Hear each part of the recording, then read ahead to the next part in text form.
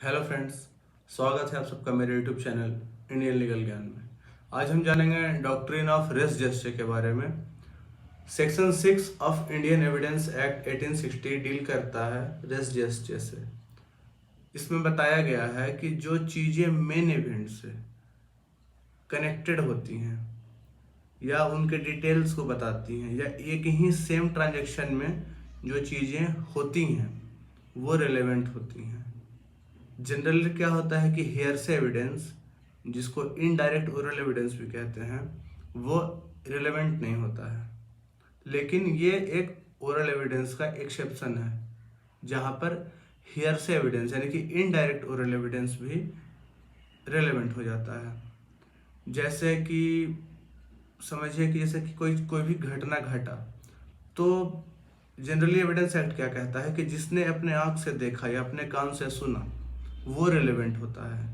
लेकिन अगर मैंने किसी को बोल दिया कि हाँ मैंने उसको देखा है, उसने ऐसा किया है, हाँ, तो अब जिसको मैंने बोला वो जाके अगर कोर्ट में बोलता है तो वो इररिलेवेंट है क्योंकि वो इनडायरेक्ट है, क्योंकि उसने नहीं देखा, मैंने देखा, मैंने उसे बताया, तो ये इनडायरेक्ट ओरल एविडेंस है, ये रिलेवेंट नहीं होता है। लेकिन हेयरसे एविडेंस रिलेवेंट हो जाता है रेस जस्टिस में अगर वो सेम ट्रांजेक्शन में है, सेम कोर्स ऑफ ट्रांजेक्शन में है।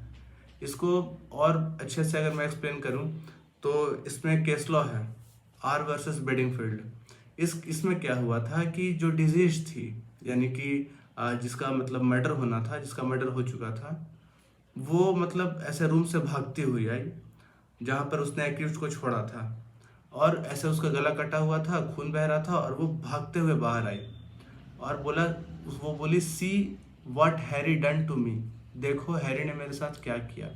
यह इस केस में आप देखिएगा तो किसी ने गला काटते हुए किसी ने नहीं देखा, लेकिन वो ऐसे दौड़ती हुई आई और रूम में सिर्फ एक्यूज्ड ही था जिस पर इल्ज़ाम था मर्डर का, और बाहर लोगों ने देखा, अपने से सुना।